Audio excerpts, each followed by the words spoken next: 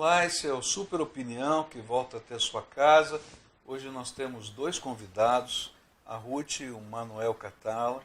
Eles são pessoas de Angola, que moram já há alguns anos no Brasil, vieram para estudar, mas recentemente tiveram aqui um episódio aí que foi tremendo, né? Um vídeo que a Ruth gravou no YouTube, no seu canal do YouTube, e que teve 9 milhões de visualizações, né? Ruth, vou começar com você aqui, né? Você é casada com o Manuel. Isso, que idade você tem? 25. 25, parece uma menina, olha só. Eu achava que tinha 17 anos, né? E você, Manuel, quantos anos tem? 27 anos. Os dois têm 27 anos. Quanto tempo estão aqui no Brasil? Estamos aqui em períodos diferentes. Eu estou aqui há 5 anos e a Ruth está aqui a caminho de 8 anos. Poxa vida, bastante tempo. Bastante tempo. E vieram com o propósito de estudar. Sim. Vieram, então, os dois estão estudando aqui, né? E trabalhando e estudando, senão não consegue viver. Senão não consegue viver, é verdade. Né? Se não for assim. Mas eu queria perguntar para você, Ruth, o que motivou você falar sobre apropriação cultural, né, nesse seu vídeo no YouTube? O que aconteceu? Que você vai ver trechos desse vídeo daqui a pouco, vai ver a indignação dessa moça, parece assim tão doce, tão pequenininha, eu não sei como ela é como esposa, viu? Mas ó, o negócio deve ser sério ali, viu? Diga, querida. Bom, pastor, é assim, primeiro eu preciso deixar claro que eu venho de uma família que defende a vida em todos os seus âmbitos. Eu nasci, cresci vendo os meus pais defenderem a vida. Então eu aprendi a defender a vida. E o motivo do vídeo, apropriação cultural, preconceito, racismo, esse que rodou, foi justamente essa a motivação. Defender a vida. Não defender cor, não defender simplesmente a minha amiga branca que usou turbante e foi maltratada por isso. Mas o que aconteceu? Ela usou turbante, o que estava acontecendo? Bom, ela usou turbante e a pessoa disse muito declaradamente para ela: não importa se você gosta da cultura negra, não importa se você gosta dos costumes africanos, você nunca será negra e você nunca entenderá inteiramente o que isso é para nós. Eu acho que foi meio agressivo, tanto mais que ela falou comigo aflita e perguntando qual é a tua opinião sobre isso. Se manifeste. Foi bem a fase em que a Tawane, a menina de cá de Curitiba, foi abordada também num ônibus por uma menina negra. E poderia até ser simplesmente uma conversa. Chegar lá e dizer, sabia que isso que você está fazendo é apropriação cultural? Não pode? É uma conversa inadequada. É uma conversa que eu reprovo. É uma conversa que não vem em questão. Então isso me fez, ligando o sentimento da minha amiga que estava passando por isso, a questão da Tawane, que estava sendo abordado também, e o fato de que poderia estar acontecendo, naquele momento que eu tive conhecimento desses fatos, poderia estar acontecendo mais algum e poderiam vir outros ainda no futuro, eu me posicionei e em defesa da vida e em defesa dos meus amigos, eu me posicionei fazendo o vídeo. Dá uma olhada como é que ela se posicionou. Vamos ver só um pedacinho desse vídeo aqui. Olá, eu sou a Ruth Catala e sejam todos muito bem-vindos ao meu canal. Hoje eu quero falar sobre a polêmica do turbante e quero falar disso por 3 motivos. Pela Tawane, a menina branca de cá de Curitiba, abordada por uma menina negra, dizendo que ela não tinha o direito ou liberdade de usar turbante. Segundo, por uma amiga minha branca que passou por algo semelhante. E terceiro, por casos do gênero que ainda podem vir a acontecer. E uma coisa que eu quero deixar bem claro é que eu uso turbantes não por resistência negra ou luta por reconhecimento. Uso porque quero, uso porque acho bonito, porque gosto e uso porque sou livre para usar. Negros, por favor, sem exageros. Vamos parar com esse mimimi. Essa coisa inventada pelos ativistas do movimento negro de que quando brancos utilizam turbantes ocorre a chamada apropriação cultural não existe.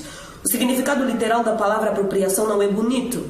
Apropriar-se significa apossar-se de algo que é seu, tomar posse, reaver para si, e ainda que o costume do uso de lenços fosse somente dos negros, vocês têm que aprender a dividir os brinquedos com os amiguinhos, né? Deixem de ser egoístas, a unidade vem pelo compartilhar. Quantas coisas tem no seu guarda-roupa, na sua cozinha, na sua vida, que não é da sua cultura, mas você está usando, né?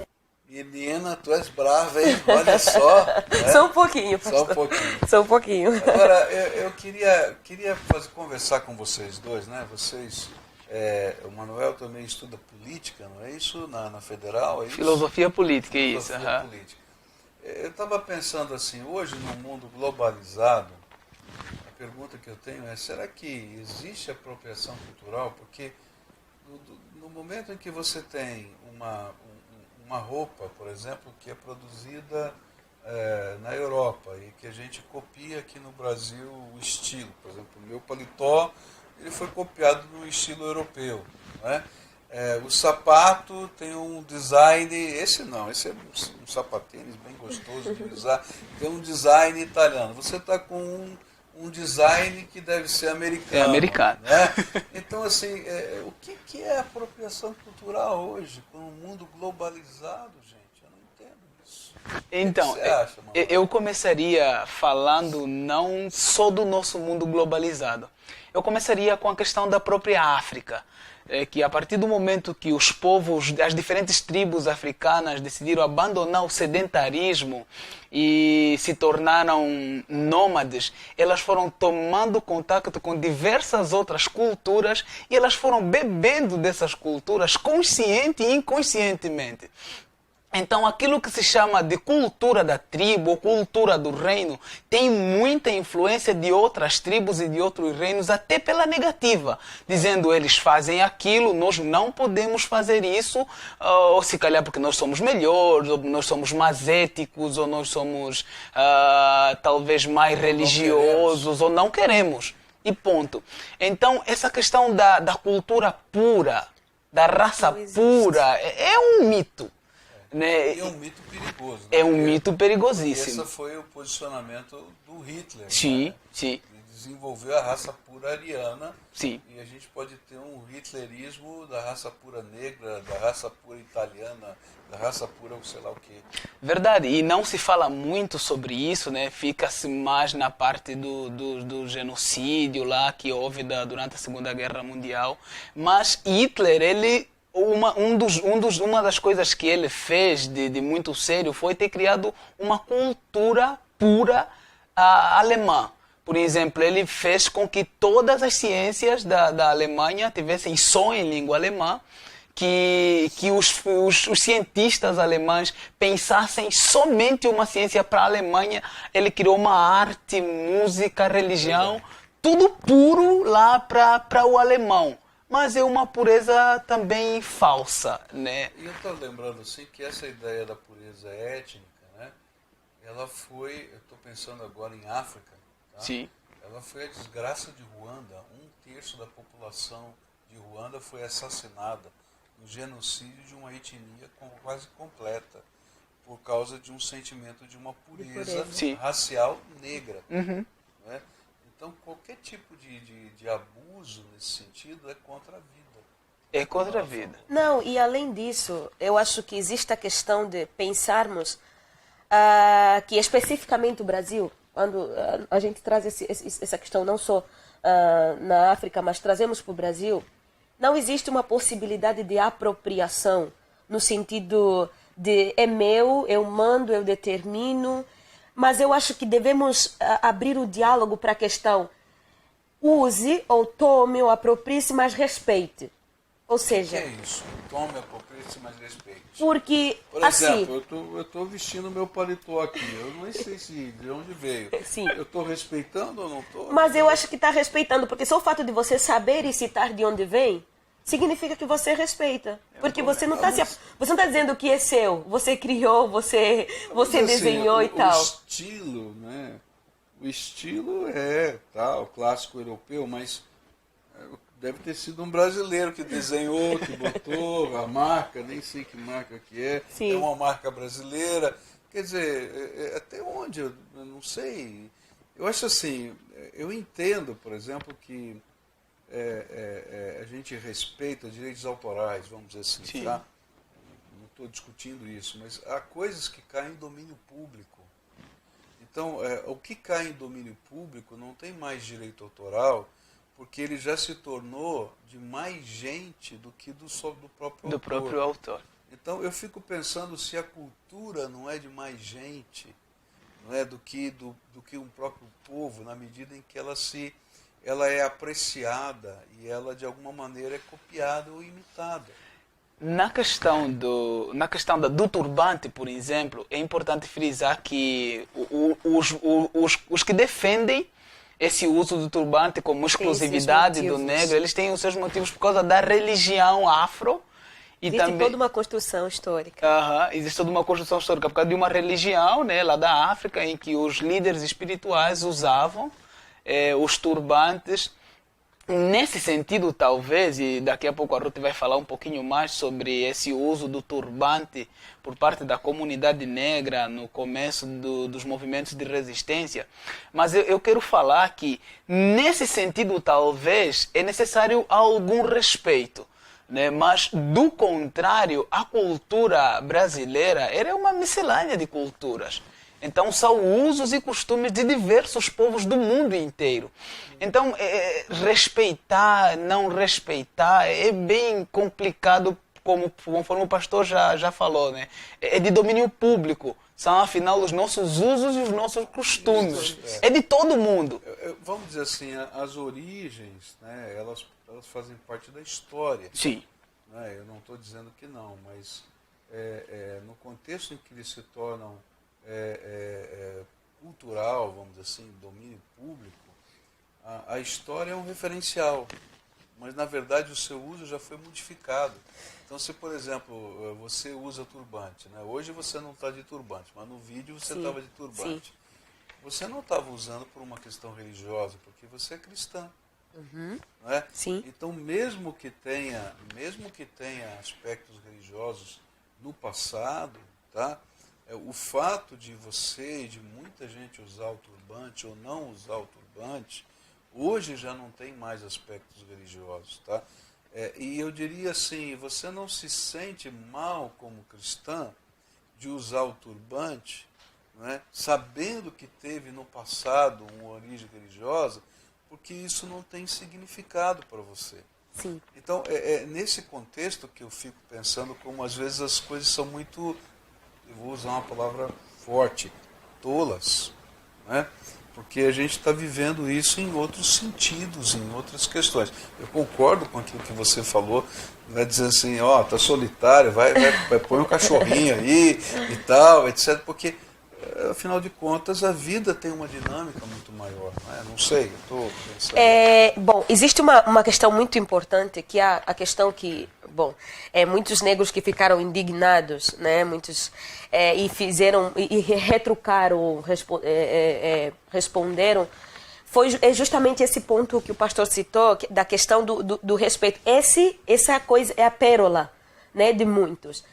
Só que, ao mesmo tempo, eu reprovo no instante em que a defesa histórica ou a questão do respeitar o meu turbante se torna mais importante do que a vida da pessoa que está doente, do que a vida da pessoa que quer usar porque quer celebrar a cultura.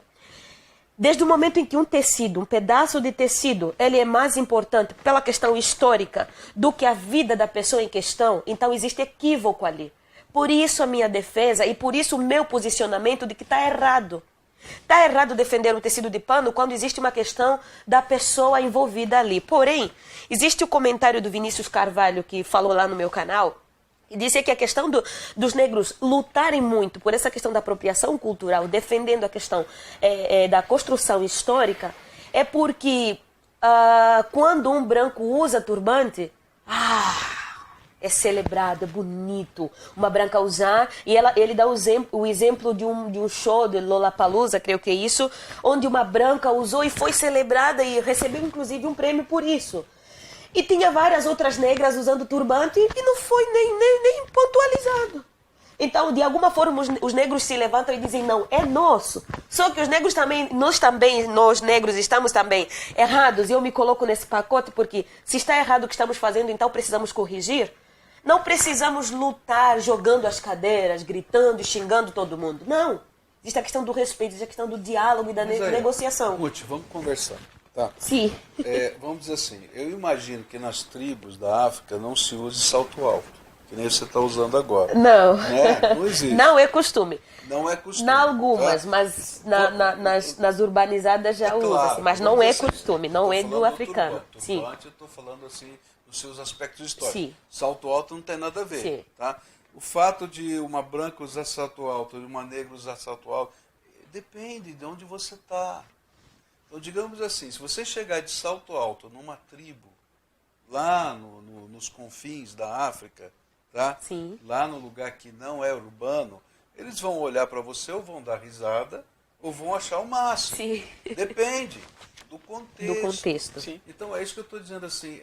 Gente, não é muito. Vamos dizer assim, eu pesava quase 150 quilos, tá? E eu fui para a Índia, tá? Na Índia, o biotipo das pessoas é menor, né? Pequenos, magros. Onde eu passava para a rua, todo mundo dava risada, tá? Me achava o maior estranho da face da Terra. Tá? Puxa vida, é preconceito, mas também eu sou diferente. Essa é a grande verdade, não é? Então, vamos dizer assim, depende É claro que irrita, não vou dizer para você que não irrita, eu fiquei irritado, mas assim, peraí, mas eu sou diferente nesse contexto. Então, às vezes, a gente chama atenção justamente por ser diferente, mas não é uma questão de falta de respeito, é uma questão, às vezes, até porque você gosta de salto alto. Certo. Não é? Mas é que é complicado porque existem conceitos que já foram estabelecidos e o que eu fiz foi justamente chamar a atenção para uma negociação, para uma conversa, para um diálogo, que é esse que não é aceito, pastor. Estabelecidos por quem? Eu não sei. É isso que eu estou perguntando. Não Mas, sei. assim, o que vale, vamos dizer assim, eu posso dizer para você que aqui eu posso estabelecer alguns conceitos que você diga, eu não concordo com eles. Sim. Tá? E nem por isso eu vou brigar com você. Né? E naturalmente vai acontecer isso em vários momentos da vida. Então eu acho assim que essa é uma discussão que a gente tem que abrir um pouquinho a mente. Com certeza. Senão a gente vai ficar doido aqui, brigando por um monte de coisa que vai virar guerra por causa do turbante. Sim. Vira por causa do turbante, vira por causa do samba, vira por causa do carnaval, vira por causa da lasanha, da feijoada e tem que comer tudo com respeito e reverência. Vai brigar com o italiano, e eu sei que é verdade, que o macarrão é chinês, mas eu vou ficar bravo com você dizendo que a minha macarronada é italiana. Mas aí, gente, puxa vida, é verdade, era chinês, Marco Polo levou para a Itália gostou e continuou comendo macarrão até hoje, né, e depois disse que é dele, mas não é do chinês. Como o turbante também não é do africano. Não é. Não é do africano e isso é uma coisa que não é pontualizada. Não é do africano, não tem como o africano brigar por isso, não é do negro. Não é porque quando o primeiro contato entre europeus e africanos é comercial. E os europeus levaram especiarias, né, das quais tinha tecidos, tinha espelhos, tinha vinho, tinha, acho que sal e açúcar. Né? Eles trocaram, faziam trocas comerciais inicialmente por outros produtos da terra também. O turbante veio da Índia. O tecido veio na África pelos europeus. Agora, talvez eles tenham pego na Índia, porque essa era a rota comercial. Era a rota comercial. Talvez eles tenham pego isso da Índia. Então, houve uma apropriação, né, por parte dos negros, do turbante, né, e agora está se defendendo como uma bandeira nossa. Mas eu falo isso rindo, né, dessa questão de apropriação cultural, porque eu não acredito que seja possível vivermos hoje sem nos apropriarmos de culturas. Por exemplo, nós escrevemos, por exemplo, mas nunca pensamos que foram os mesopotâmios ou os egípcios que começaram essa questão da escrita. Não reverenciamos eles, nos apropriamos da escrita e pronto. Vivemos escrevendo, até para falar mal dos outros. Gente, o nosso tempo acabou, a minha produtora até tocou um sino agora para mim, para lembrar que eu estou estourando meu tempo aqui, tá? Desliga o sino, filha, faz favor, tá? Eu queria deixar no ar aqui para o nosso próximo bloco, vocês que vieram de um país africano, estão aqui no Brasil, não pertencem, vamos dizer assim, à cultura brasileira, hoje vocês são uma mistura de culturas, né, e é ruim porque quando a gente fica tanto tempo fora do nosso país, a gente leva parte da cultura da gente, da onde a gente estava, para o nosso país de volta e vice-versa. Sim. Né? E aí a gente se sente meio perdido nos dois lugares, porque as culturas vão entrando. Mas você, quando vem para cá, com olhares de pessoa que não está aqui, tem uma percepção da nossa cultura melhor do que às vezes nós que estamos inseridos na própria cultura. E a pergunta que eu queria deixar para depois, né, existe racismo no Brasil depois de 129 anos de abolição da escravatura, depois de um país tão misturado, onde a gente vai ver grande parte da população não só branca ou negra, mas muitos mestiços de todas as formas. Então eu vou deixar essa pergunta no ar para você. No vídeo ela começa respondendo um pouquinho sobre isso, não é? Mas eu vou deixar no ar para depois do nosso take comercial, tá bom? Nós voltamos já com Super Opinião.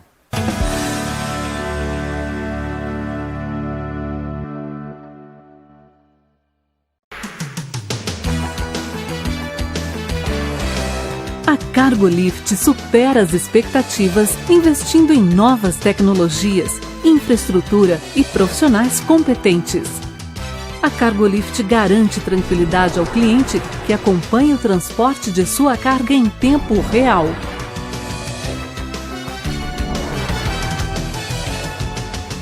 Cargolift, segurança e pontualidade.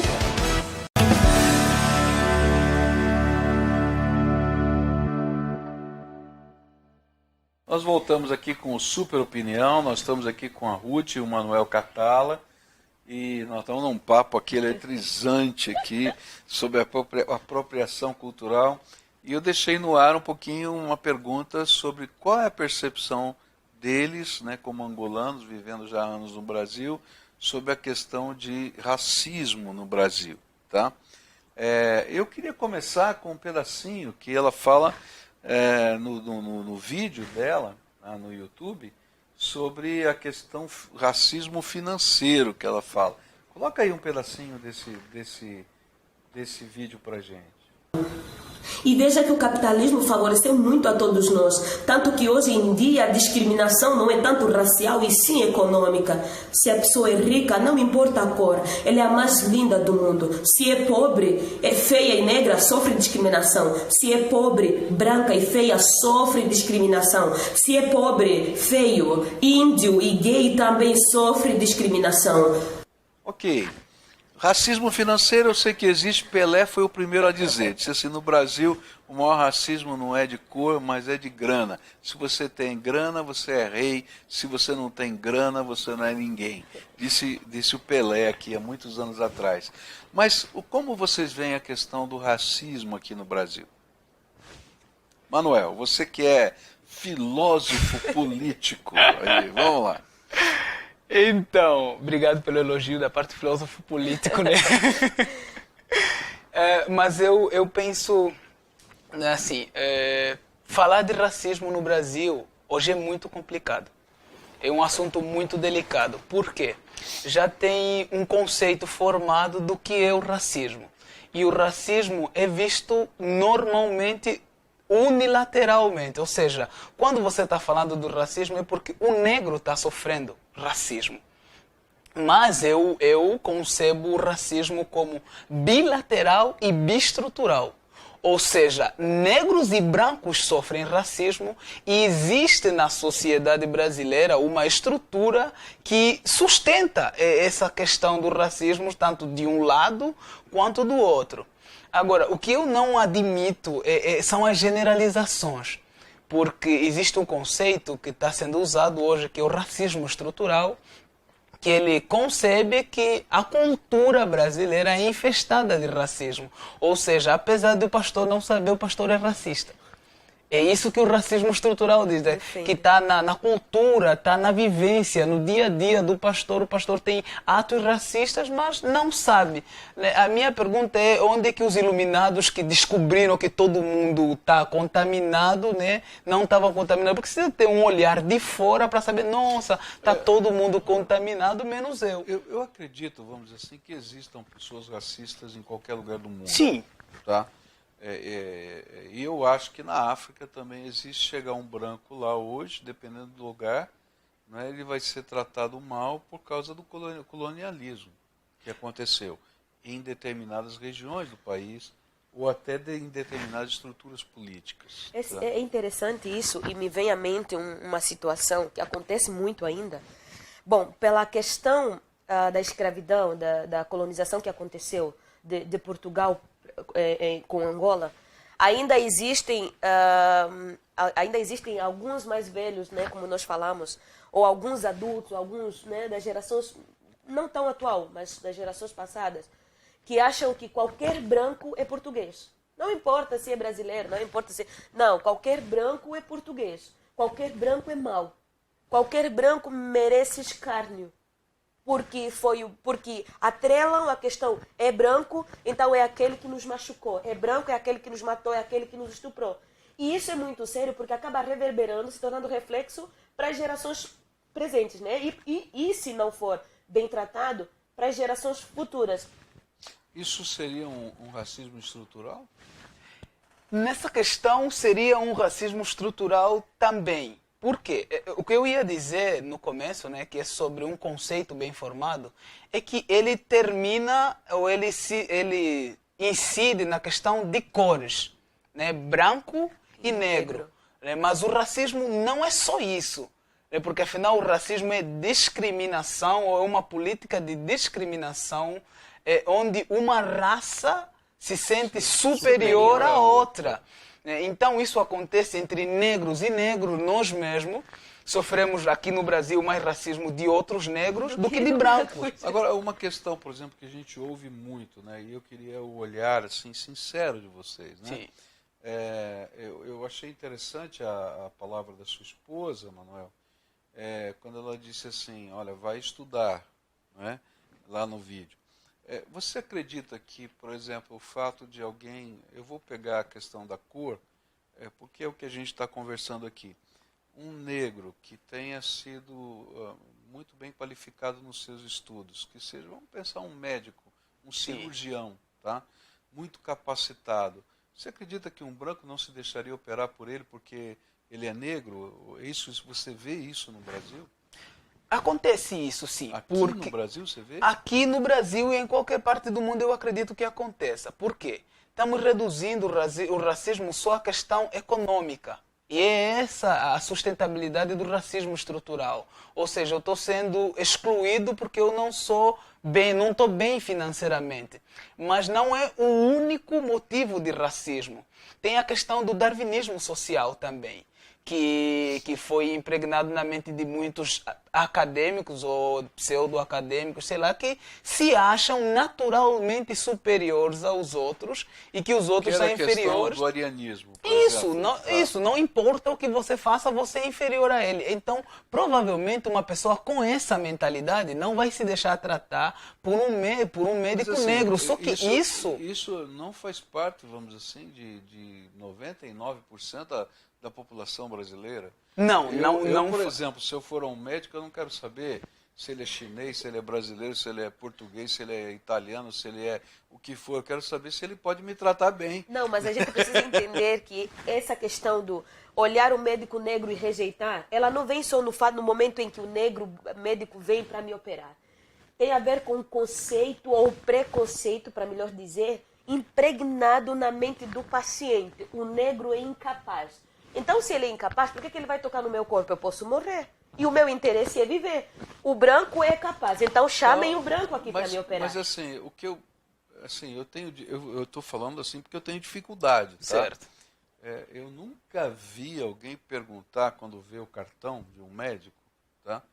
Ele diz assim, ele é branco ou é preto? Ele diz assim, esse aqui é o melhor que pode me tratar? Eu quando vou perguntar quem é que vai me tratar, eu não quero saber de onde ele veio, tá? Eu quero saber se ele tem competência. Tá? Sim, pastor. E num país, por exemplo, como o Brasil, eu estou só colocando a questão brasileira, onde todos nós somos mestiços de alguma maneira, tá? 90% da população brasileira é mestiça. Mestiça, eu não estou falando de branco e negro, eu estou falando de uma miscigenação imensa de raças. Tá? Você vai contar nos dedos, talvez, quem são aqueles que mantiveram a mesma etnia. Tá? Tanto é que o brasileiro tem cara de qualquer povo do mundo que você queira. Você vai encontrar qualquer brasileiro que cabe em qualquer raça. Não é? Eu pergunto, esse racismo é tão forte assim no Brasil? Não, tão forte seria o extremo, mas existe. Vou contar um caso. Existe o quê? Vou contar o caso de uma professora da USP. Joia. Uma professora jovem, de 23 anos, que foi estereotipada pela cor, lá no campo da USP. Agora, isso não faz parte do dia a dia do brasileiro, ou seja, os jornais estão cheios desses assuntos, né? É só disso que se fala, é disso que se vive, o negro não consegue mais viver no Brasil porque está complicado. Não, não é isso que estamos a dizer, e se disséssemos isso eu estaria sendo injusto com a minha própria experiência a nível de Brasil. A questão do racismo, para mim, soou muito mais alto depois do vídeo da Ruth. Eu disse para minha esposa que o teu vídeo mudou a minha visão do mundo. Entendi. Porque depois daquele vídeo eu vi que existe uma luta acirrada entre negros e brancos que eu nunca tinha visto. Sinceramente, eu estou aqui no Brasil há bastante tempo e o contato que eu tive com o racismo foi justamente depois do vídeo. E comecei a sofrer racismo, né? Porque eu estava do lado dos brancos. Eu era o esposo da Capitã do Mato, né? Ou eu era louco, né? Para ter casado com uma Capitã do Mato, ou era doido de amor. Né? Então... Eu acho que você tem mais cara de doido de amor. Obrigada. Não, e você, só pontuar, né? Porque nosso programa é assistido no Brasil todo, sim, tá? Pela Rede Super.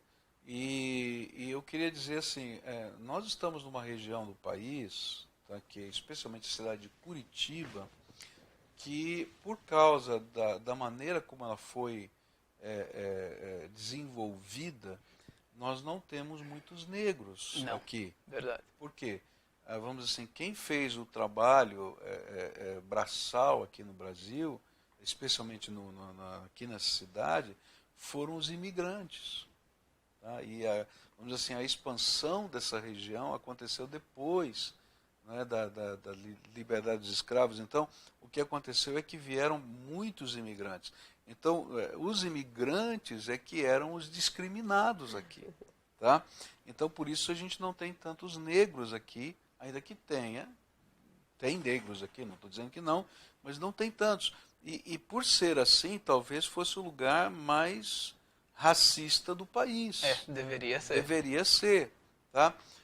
Mas apesar disso, né, por exemplo, essa igreja, o vice-presidente dela até o ano passado, que é filho do fundador dessa igreja, tá, é um negro.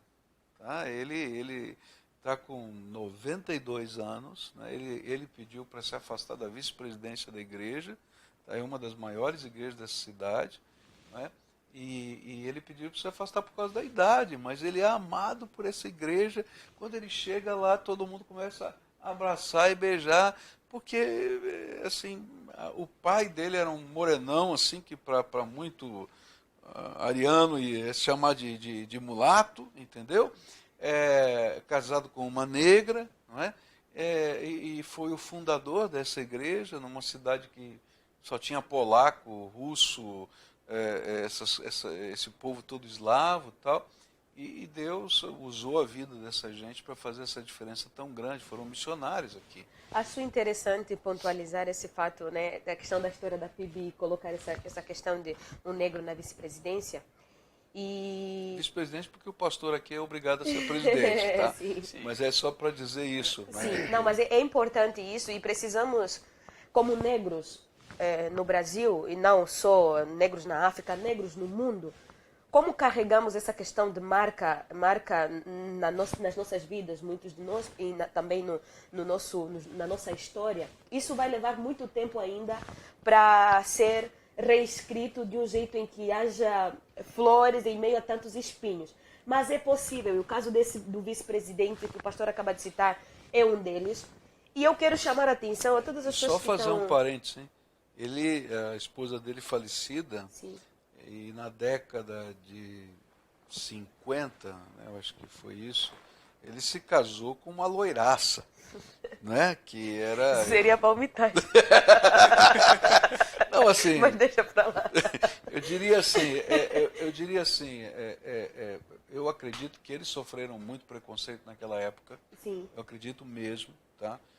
Porque era um casal assim, totalmente atípico, não é? Para aquele contexto, filha de ucranianos, assim, toda a primeira geração no Brasil, o pai era ucraniano. Uau. Então eu acredito que tenha sido uma batalha muito grande. Mas isso também me mostra que há uma tendência na cultura brasileira de misturar. E isso é interessante. Como eu ia dizendo, é interessante que todos nós, nessa questão de luta, de forma justa, possamos aprender a retirar essas rosas de tanto espinho. Verdade. Existe uma frase que Desmond Tutu usa, que eu acho muito forte, que sem reconciliação não há paz. E se existe uma questão de todos, tanto os negros quanto brancos, precisamos de paz, queremos paz, queremos... Existe a questão do perdão, precisamos nos perdoar. E a pessoa que perdoa nem sempre é aquela que...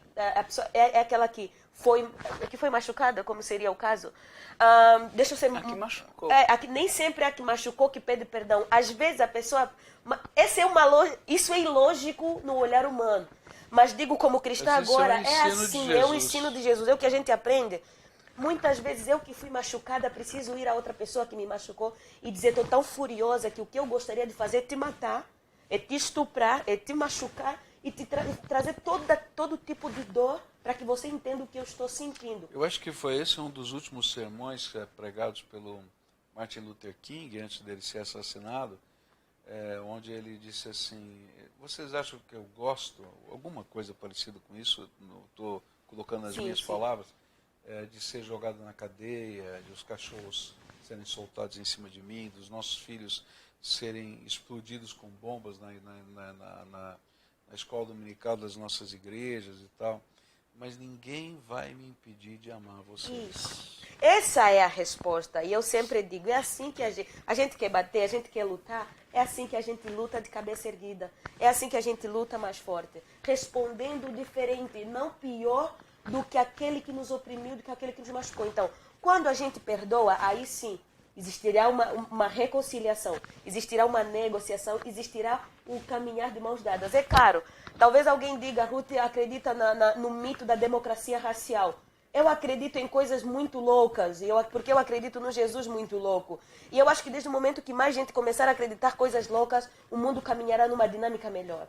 Então, e uma coisa que eu percebi também é que muitas pessoas, e quero pontuar mesmo, ser um pouquinho frontal agora e dizer que muitos negros que comentaram não sabem verdadeiramente o conceito de discriminação, preconceito e racismo. A gente precisa ter muito cuidado. A discriminação é a questão de colocar cada grupo no seu espaço. E a questão do racismo é que existe raça superior em detrimento da outra. E a questão da discriminação e a questão do preconceito é conceber alguma coisa que não passa no crivo da verdade. Então a gente precisa conceber essas três coisas e entender que elas existiram, existem e sempre existirão. Mas o X da questão é como enfrentaremos para ter um futuro melhor do que o nosso passado, como negros. Mas existe um problema filosófico para aqueles que estão lutando, né, para mais direitos, que é a questão do materialismo histórico marxista, que tem sustentado muitos desses grupos que lutam pela causa negra. Né? E a grande questão de Marx é que a luta de classes é o motor da história. Marx não está preocupado com a paz. Vai ter sempre luta, ou seja, hoje é o negro que está sofrendo, mas há uma esperança. Amanhã é o branco que vai estar servindo o negro. Então, não teremos paz se essa continuar sendo a filosofia de luta. Quer dizer, por direitos. Ele entende que o motor da vida é a briga. É a briga. Nós precisamos... vamos brigar. Vamos sair de baixo, passar para cima Sim. e o outro que se vire para passar para cima de novo. Só que eu acho que a gente pode brigar bem, né? Fazer uma coisa bonitinha. Não, mas eu acho que a resposta para Marx e para muita gente que segue essa filosofia é uma música que foi muito cantada aqui, né? Uau. Se for nessa questão de um está em cima, outro está embaixo, então o que está em cima vai sempre subir cada vez mais. O que está embaixo, o pobre cada vez fica mais pobre e o rico cada vez fica mais rico. Porque se é nessa briga de forte e fraco, quando é que o fraco vai ficar forte e o forte vai deixar de ser fraco? Então, eu acho que não se sustenta. Né? Devemos começar, de fato, se alguém foi ferido e como fomos de fato feridos, e não estou falando só de negros, eu estou falando da humanidade que foi ferida. Então nós precisamos nos reconciliar, nós precisamos perdoar uns aos Esse outros. é um ensino, vale para casa, para a família. Sim, pra... sim. Gente, nosso tempo desse bloco terminou, tá? E eu vou deixar uma pergunta aqui no ar para o próximo bloco. Tá? Essa questão de identidade negra, né? Que está ligada ao turbante que você colocou lá, a autoestima, ela também é defendida no sentido de religiosidade. O negro que é negro tem que ir para o candomblé. Tá? Vamos conversar um pouquinho sobre isso, tá? No próximo bloco. A gente volta já já, esse aqui é o Super Opinião para você.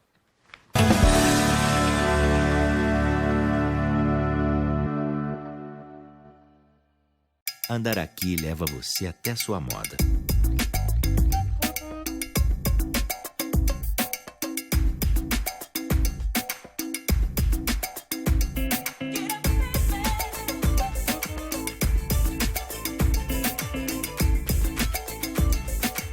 Tudo em até 6 vezes sem juros no cartão Andaraqui. Andaraqui, onde na sua moda.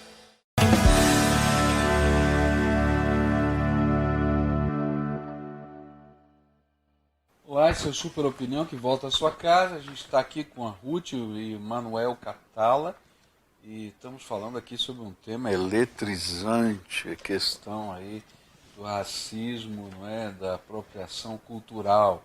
E a gente volta nessa ideia de apropriação cultural, né, e Manuel e Ruth, eu deixei no ar aí uma pergunta, né, que nessa batalha toda aí que está havendo, existe também um trabalho muito forte de voltar, vamos dizer assim, a resgatar as origens da negritude. E aí alguns dizem que para ser negro, negro que é negro, tem que ser do candomblé. E aí? Você que é cristão, como é que vê isso? Missionário também, né? Sim. Filósofo político. Mais alguma coisa? Esposo da Ruth, pai da Silvina.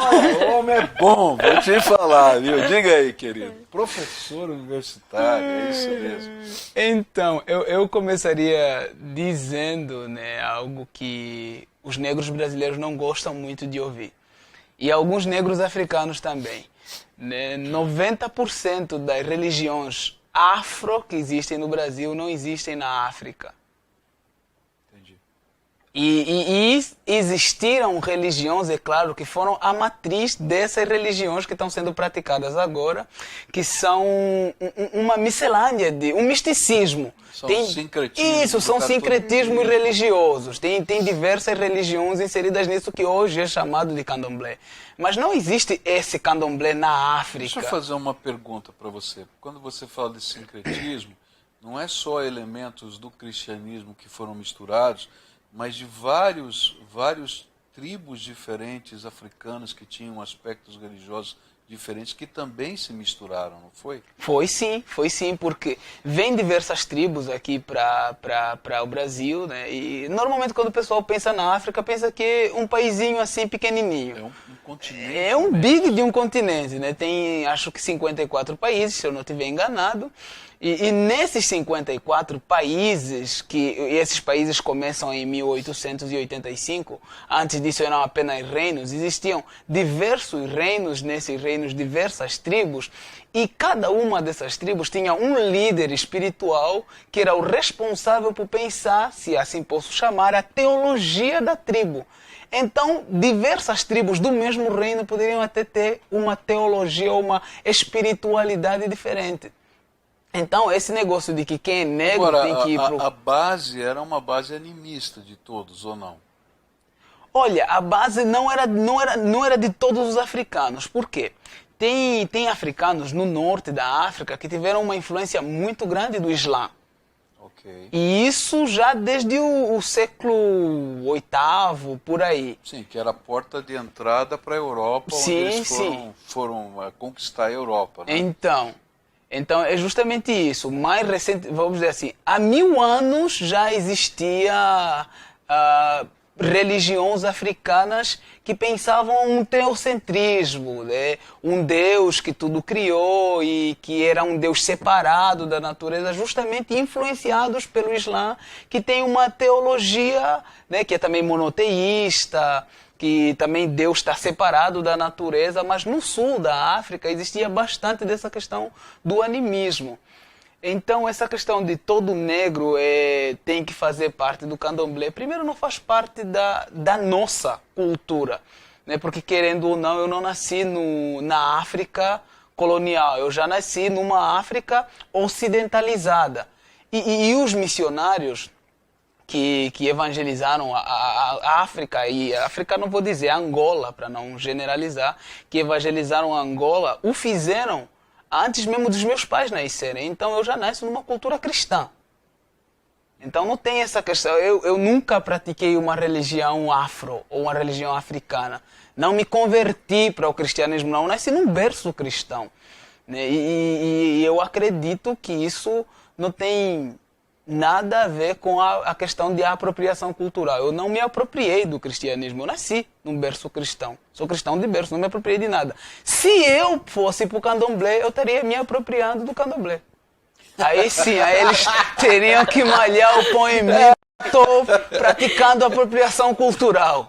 Não, até porque para algumas pessoas que defendem algumas coisas assim que não fazem tanto sentido assim, das quais algumas a gente já citou no decorrer dessa entrevista, é que para que algum negro seja realmente negro, ele precisa de adereços, Bom, e essa questão do candomblé é uma delas, porque ser negro, lutar por direitos humanos por direitos para negros e de alguma forma fazer parte de uma igreja que é pastoreada, liderada por brancos, onde a maioria é branco e tudo mais, vai contra o processo de descolonização de tudo isso. Então eu acho que não procede, esse conceito ele é equivocado também. Eu acho que negro bom precisa avaliar o que é o conceito de religião, precisa avaliar o que uma determinada congregação ou denominação defende, se faz sentido, se é lógico, se defende a vida e se de alguma forma muda a sua própria vida, te torna um ser humano melhor. Se de alguma forma o cristianismo me torna num ser humano melhor e eu sou o ser humano que de alguma forma pode ajudar os outros a serem outros seres humanos melhores, eu vou continuar sendo uma boa negra cristã. Amém. E uma coisa bonita que a gente vê, por exemplo, essa questão é que, por exemplo, na Europa, especialmente na Inglaterra, né, que chegou numa época chamada pós-cristianismo, o cristianismo está sendo reavivado na Europa por pastores negros, nigerianos, que são os grandes pastores da Inglaterra de comunidades brancas. Não é? Qual é o nome que a gente dá a isso? Eu não sei.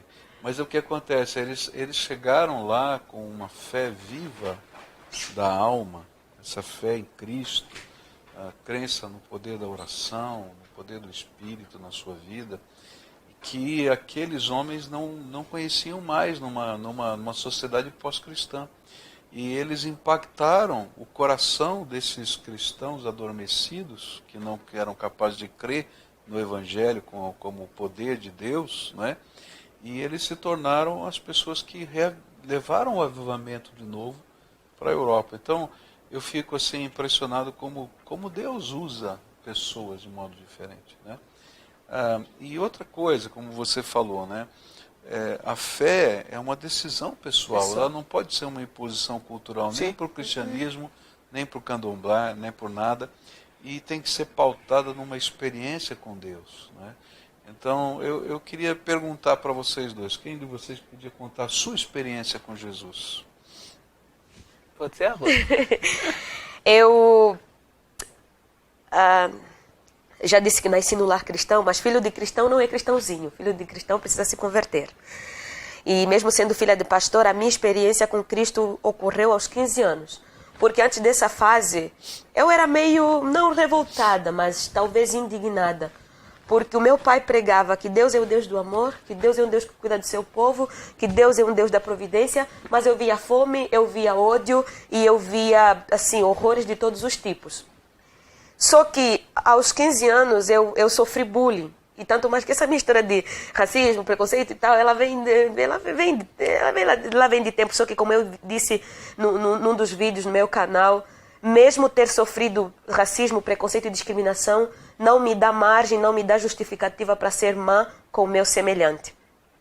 E aos 15 anos eu sofri, né, de bullying na escola e eu cheguei num ponto que nem o meu pai nem a minha mãe conseguiam me entender. E eu precisei eu mesma me encontrar com Deus. E eu lembro de falar com a minha mãe: mãe, eu preciso falar com Deus, mãe, eu preciso ver Deus, eu preciso que Deus fale comigo. Mas eu queria alguma coisa a mais do que simplesmente ler a Bíblia. Eu estava ali fazendo aquilo, mas eu queria algo sobrenatural, uma experiência minha. Essa coisa que ninguém tira de nós porque é nosso. E foi quando a minha mãe disse: vai orar. Comecei a orar, comecei a falar com ele. Eu cheguei a primeira vez e eu disse: Deus, obrigado e tal, eu quero te perguntar isso e saí correndo. Depois eu demorei um pouco mais, até que eu comecei a perceber que quando eu falava com ele, eu chegava de um jeito, eu chegava vazia e saía cheia. Eu chegava ferida e saía transbordada, saía curada. Eu chegava com ódio e saía cheia de amor. E um dos meus maiores questionamentos nessa fase foi: por que muitos brancos parecem sempre estarem melhores do que os negros? E Deus me respondeu. Quando Ele me deu essa resposta de que não existe essa questão de branco, negros para Deus, não. Ele criou o ser humano, Ele ama o ser humano e Ele está fazendo de tudo, se movendo de todas as formas para cuidar do ser humano em todos os âmbitos. E Ele me mostrou o quanto Ele me amava, eu entendi a história da crucificação, eu entendi João 3,16 e eu me rendi. Eu o aceitei, eu fui batizada, comecei a caminhar com ele, comecei a pregá-lo e até hoje nunca mais parei. E isso eu vou fazer até morrer, até o último suspiro da minha vida. Uma coisa, nós estamos virando bastante o assunto, mas eu acho que está dentro do contexto.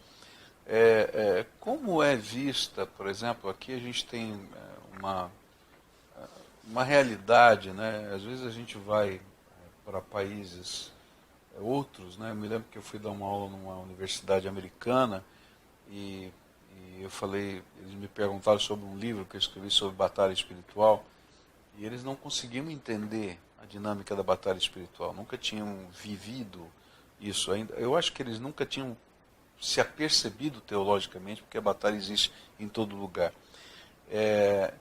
Como é que é a dinâmica dessa batalha espiritual? Estou falando de confronto com demônios, com situações assim de... Eu sei que existem muita magia, muito curandeirismo dentro de Angola, Moçambique, que são países que foram colonizados por portugueses. Não é? Como é que é isso dentro do contexto de Angola? Vou perguntar. Então, no contexto angolano, é super interessante porque o pastor não é a primeira pessoa que faz essa pergunta.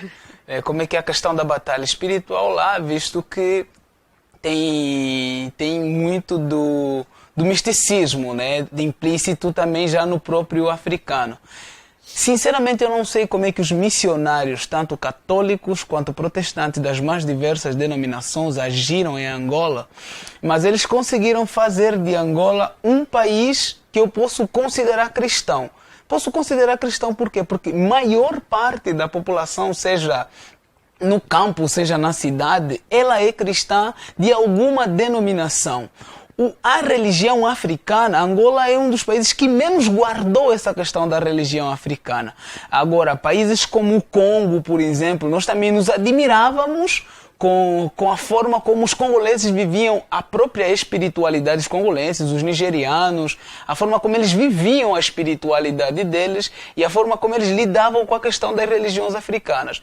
A primeira vez que eu vi que um bruxo pode ter um lugar oficial foi aqui no Brasil. Eu disse, não sei, imagine em Angola, você assume que é bruxo, eu acho que você é morto, sinceramente, pastor. Se você assume que é bruxo em Angola, o pessoal mata você. Por quê? Porque ainda ficou muito dessa questão da batalha espiritual, isso ainda ficou. Isso ainda está implícito, desse dualismo de forças de Deus lutando contra forças do mal. Isso já existia nas religiões africanas e também existe hoje na religião cristã, mas é claro, foi tudo ressignificado, né? A partir de que não são os homens que têm o poder de fazer as coisas, claro, mas é Deus na pessoa de Jesus, porque antes era o homem, era o bruxo, era o curandeiro da tribo, era o líder espiritual que fazia. Mas com o cristianismo, os missionários eles conseguiram fazer essa transição de forma espetacular, né? de ser Deus o libertador de fato, na pessoa de Jesus. Então existe essa questão da batalha espiritual, sim, mas não como em outros países da África também, onde a ênfase é muito maior. Eu, Manuel, cresci na igreja católica e me formei como cristão evangélico na igreja batista, já em Angola. Então, era uma igreja as duas igrejas eram bem mais conservadoras com relação a isso. Então, o contato que eu tive com essa questão de batalha espiritual também foi através de missionários brasileiros em Angola. Ok. Agora, Lucas 4:8 fala da existência do diabo, eu sei que ele existe, e ele também trabalha. E eu trabalhei na equipe de evangelização municipal, depois nacional, e vimos coisinhas assim macabras, assim. O mais macabro que eu vi foi um cara enorme pulando de 4 aquele, qual é o nome desse painel da igreja? Ele foi de 4 e começou a se arrastar, parecia um gato, assim. Foi um negócio terrível, inclusive tiveram que nos mandar para fora, porque os homens tiveram que segurá-lo e chegaram a amarrá-lo, porque o negócio ficou feio e tal. E aí, depois chegarem, né, enquanto nós ficamos um grupo orando fora e os homens segurando ele, amarrá-lo, porque ele ia começar a bater em todo mundo e tal. E aí depois, e os olhos ficaram arregalados, as pupilas dilatadas e tal. Ficou transfigurado, totalmente, um negócio estranho de ver. E aí, orando e tal, e depois perceber que houve ali uma transformação. Ele muda, ele está chorando, manso, tranquilo, professando o nome de Jesus e tal. Então, assim, ações demoníacas existem no mundo inteiro. No mundo inteiro, em qualquer lugar. O tempo todo. Mas a graça de Jesus é libertadora. Agora, eu fico feliz de saber, né, que o temor, porque a grande amarra de Satanás, né, nesse misticismo que foi colocado, é o temor que às vezes as pessoas têm do bruxo, né? E que gostoso de saber que pelo menos esse temor não existe lá no seu país e que existe sim pessoas que precisam de libertação, mas isso não está sistêmico, né? Não mexa com isso, porque senão vai morrer teu filho. Não mexa com isso, senão vai acontecer. Em Angola tem, pastor. Isso ainda existe. Angola tem aquela coisa, isso ainda existe. Apesar de serem cristãos e não verem bem o bruxo, isso ainda existe. O bruxo é mal visto porque, de fato, eles ainda acreditam que o bruxo pode matar o teu filho. Por que eu disse que se você assumir que é bruxo, eles matam você? Porque você vai ser acusado de ter morto o filho de alguém lá na aldeia. Isso ainda existe, isso existe lá. E talvez a nossa geração não vá crer muito nisso, né? Mas a geração dos nossos pais não é bem como a nossa geração. Então, eu acho que estamos com, não sei se assim posso dizer, níveis de cristianismo, né? Os nossos pais, por exemplo, fizeram parte da segunda geração da evangelização. Ok. Ou seja, eles ainda estão mais próximos dos missionários que começaram o trabalho lá em Angola. E nós já somos fruto de um trabalho da nossa família de evangelismo. Ok. Gente, nosso tempo acabou, eu não tenho mais como continuar. E a gente sempre termina com uma pergunta. Qual é a sua super opinião? Então, Ruth, você começa. Sua super opinião. Olha lá para a câmera e dá a sua super opinião hoje. O amor é a maior arma que nos fará vencedores na luta por direitos humanos. E se o ódio quiser falar no show da vida, desliguem os microfones e apaguem as luzes. Uau, que beleza. Você, Manuel, olha lá para a câmera e dá a sua super opinião. O homem só colhe aquilo que planta. Se cultivarmos ódio, certamente colheremos ódio. Se cultivarmos amor, colheremos amor. Gente, esse foi o Super Opinião com você. Espero que você tenha gostado. E eu vou convidar vocês para um próximo encontro, tá? Porque eles têm uma ONG, uma organização que trabalha também voltado para Angola nas questões sociais e políticas lá também, né? E nós vamos falar um pouquinho sobre isso. Foi muito gostoso conversar com vocês. Obrigada. Deus abençoe você. Espero você no próximo Super Opinião.